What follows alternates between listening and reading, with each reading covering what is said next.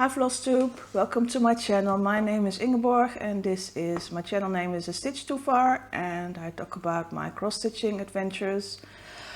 It's been 2 weeks since my last update and we've got a lot of catching up to do, and might as well grab your stitching and let me do the talking. Where do I start? Let's just start by saying it is Saturday 8th of April, yes, and it's in the afternoon about 3 o'clock and the sun is shining and that's it. I guess I'm not used to recording on Saturday, but I had other plans for tomorrow, so here we go. So let's just start with what I've been working on since we last spoke, and that is not that many projects. I started off with ink circles, Cirque de Carreau. I'll put a picture in because I've got to bring out the pattern.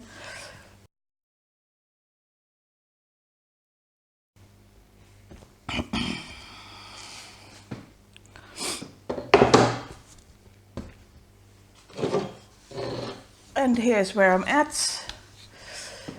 All the information about what thread I'm using and what fabric I use on my projects is always in the description box. So, but this is where I'm at the moment. This is the lower right corner, and I think since you last saw it, I worked on the center motif and this bit, maybe also this one, maybe filled in a bit of those.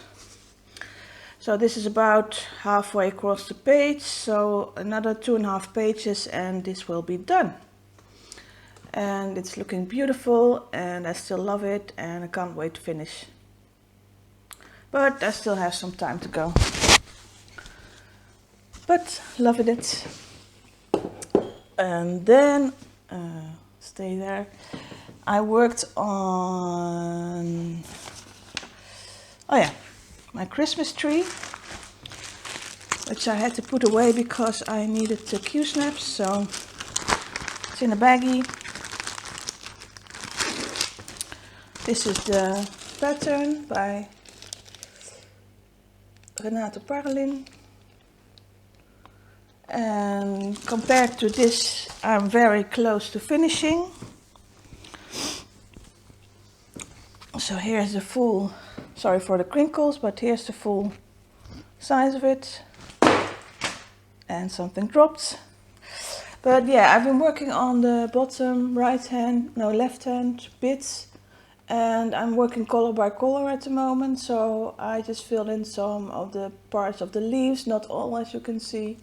And so most of the berries on that side. And that side is close to being finished, and then I move on to the other side and finish the whole tree.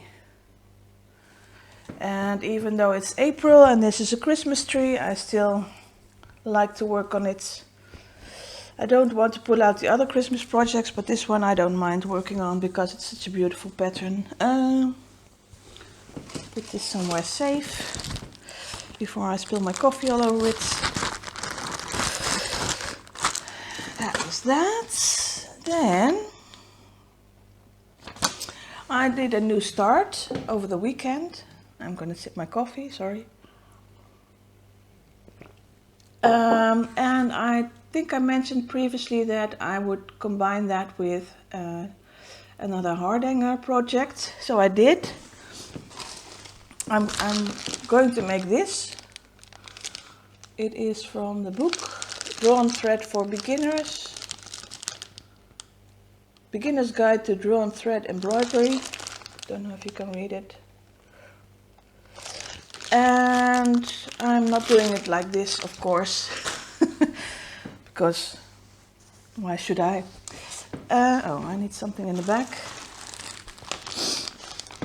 I am working with a 28 count fabric by X2 Designs that I got in my previous video, and I think it's called Faded Blue. Not sure, but this is quite accurate showing up. And this is where I got to. I move, then you can see that I've actually done quite a bit of cut work already. And yeah, really enjoying this. I wanted to do this because I wanted to get some experience with cutting those bands and doing the hem stitches, and yeah, it's working out really well. I don't know if you can see, but when I cut away the threads, it actually exposed some of the original white color of the fabric, which is giving it quite a funky effect. And yeah, I don't mind it. I'm using white stitching anyway, so. But that's something I didn't consider when I started using the hand-dyed fabric. So that's something I will keep in mind for future projects, if it's an effect that I want or not. And I've added some gridding because I need to count really well, because if I count wrong, I will cut the wrong threads. But yeah, it's quite a small piece. It's about 6 centimeters wide and it will be about 25 centimeters tall. But for a practice piece, it's perfect. And it's got all the types of bands that a lot of the Victoria sampler patterns use. So that's what I wanted it for practice, for those patterns that I have. Yeah, really enjoying that. And then I worked on, I worked on the perennial border, and I didn't work on it for 3 days. I worked on it for 5 days because I was so close to finishing. I had to. So it's finished. I'll try and see what is the top. Here it is.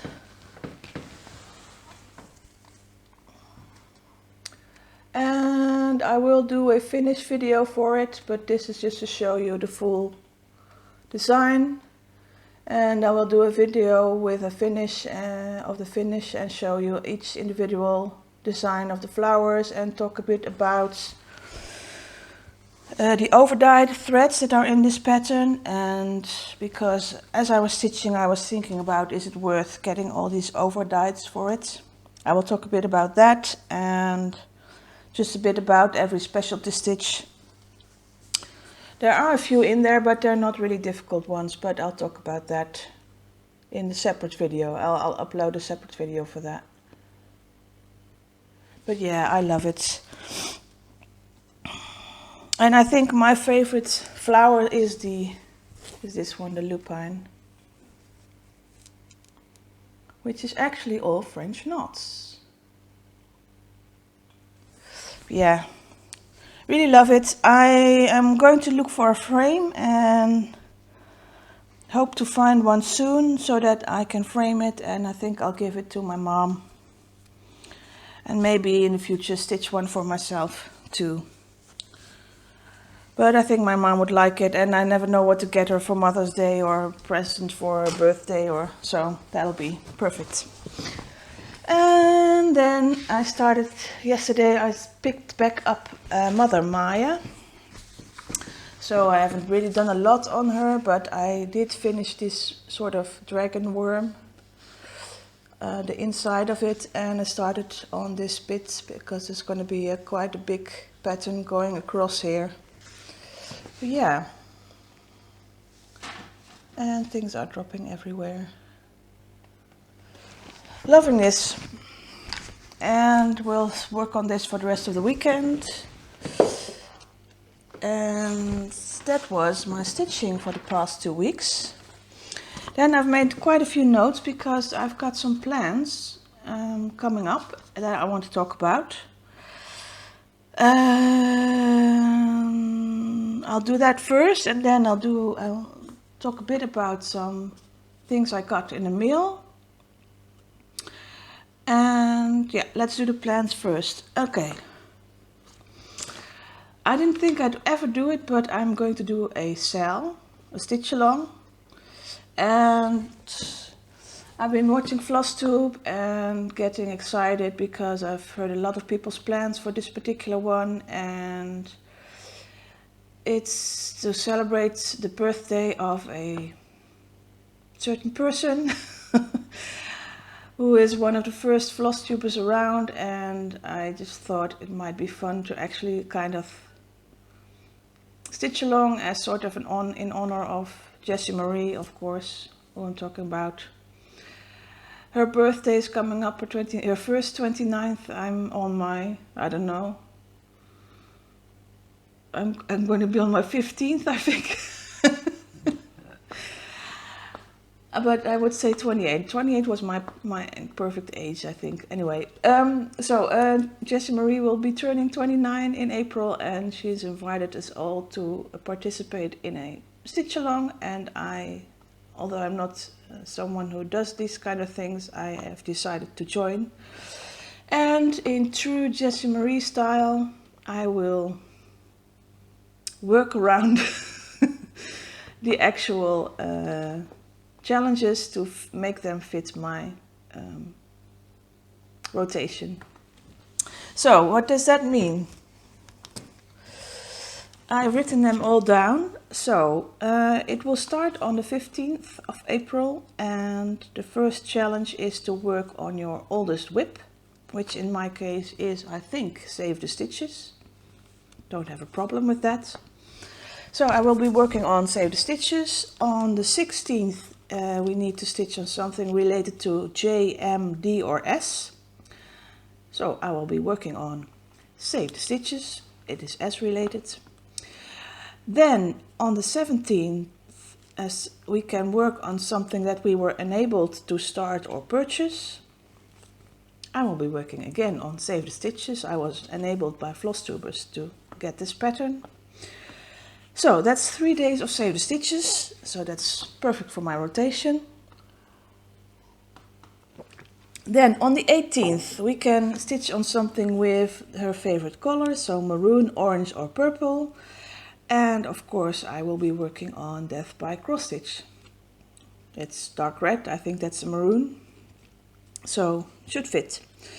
On the 19th we can stitch on something with animals and bonus points if there's a bulldog in it. I'll be working on Death by Cross Stitch. There are unicorns in there, at least. I think there's lions in there too, so those qualify as animals.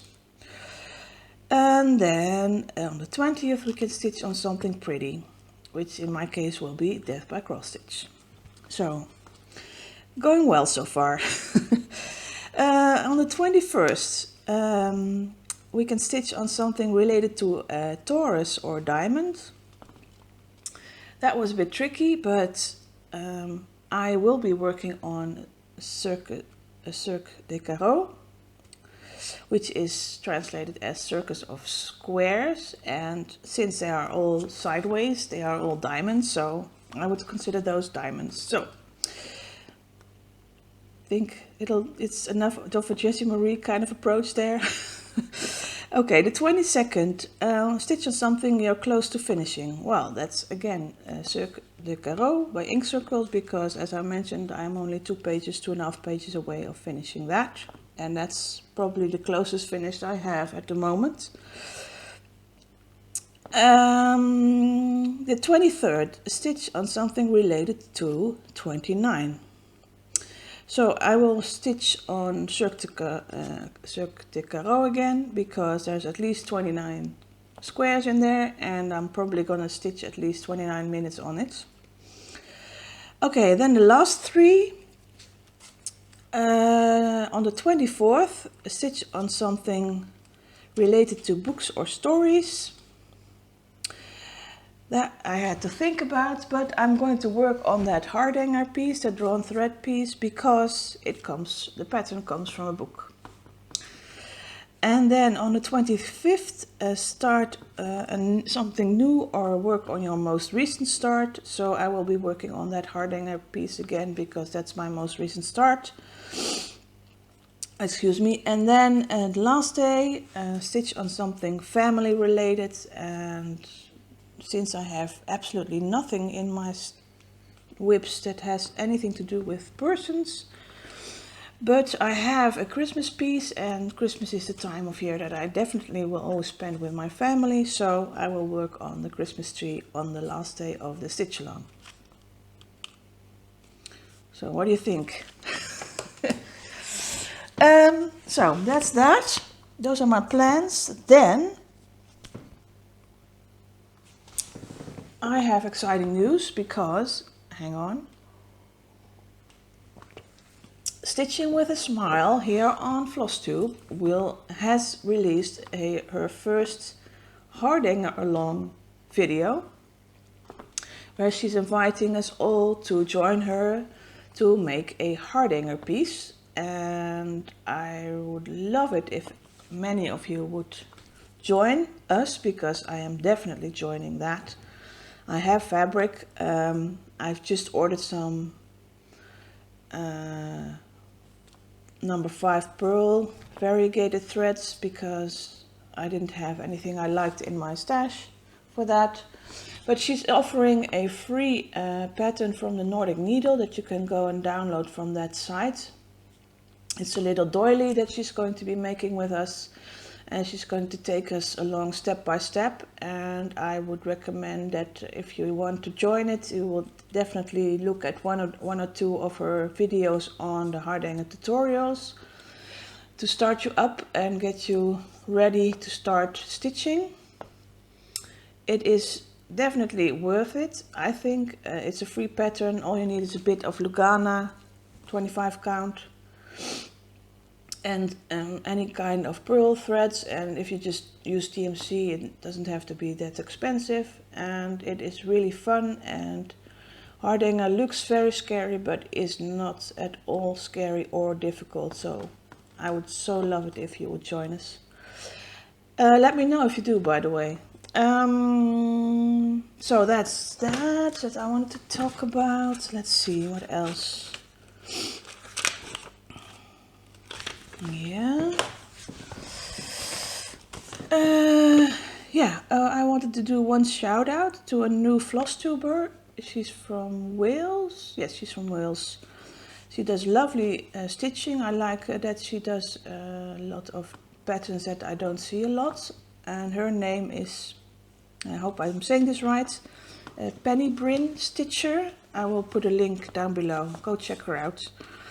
Then that's the last bit of my video, which is going extremely fast, is some of my things I got in the mail. I looked at the new release of Stitcherovia Cell, and that was an Einstein quote, and I really liked it, so I bought that, but that's digital, so I didn't print it out. Then a big thank you to all of you for reminding me I'm an idiot, because I totally forgot. I was talking last time about that framed piece that there's still some creases in it. That was hard to iron out, and then a lot of you reminded me that Vonna Pfeiffer had recommended a product that would take out any of those creases very easily. And of course I had seen that video, and of course I hadn't thought of that it could also be used for framing and not only just for ornaments. So I'm an idiot, thank you all for reminding me. But I went looking for it, and I found a Dutch website that offered it for cheap, so ta-da! I got Mary Ellen's Best Press in neutral. I don't like scented stuff. So I will be trying this out on the perennial border, although that is not a linen, so that should be rather easy. And then I got something else in the mail. I had ordered in December. Yeah, I had ordered the threads for Mother Maya and for Anatolia by Ink Circles, and there was one skein missing from that, from Carrie's threads. And it took a while to get to me, but it finally did. Ta-da! The last bit of twinkle that I needed. It's looking very blue in this video, but it's actually like a light blue jeans color. Slightly variegated, and because I've been so patient waiting for it, I got a skein of silk as well, called Marina, and I love this color. It's a really nice teal turquoisey color. like a Mediterranean Sea kind of color. So, yay, I can start Anatolia if I wanted to. And then there's a lady that I really need to thank, because she contacted me on Instagram and asked me about a book on drawn thread and if I wanted it. I said yeah, and she was so kind enough to send it to me, and I got it. It's called Danish pulled thread embroidery. It's actually half in Danish and half in English, which is quite interesting. It is, I think it's something about, in honor of some kind of special exhibition, I think is the word, in the Museum of Fabric or something like that. But it goes into detail about Danish pulled thread techniques and shows some old examples from like 1750. Look at that, oh my gosh, look at that. It's almost like lace. It's also called lace embroidery, but it's just regular cotton thread or linen thread. But the way they work it, it's just almost, it has a really nice lace effect. And there's a lot of information about all the stitches and how to do them, and I'm going to try and figure out a way, because there's not really like a pattern in here. And there's some modern designs as well. I think this is absolutely gorgeous. So I'm going to try, I've been looking on internet to see if there's any kind of patterns on this. Not having too much luck, so if you've got any tips, let me know, because these are really interesting and I'd love to do some of these. So thank you. I think your name is Anne Glenn Tinsley. Thank you very much. I love this. I spent my last bath time looking through it and reading everything and trying to read Danish text too, just to see if I could. But that's not for me, I guess.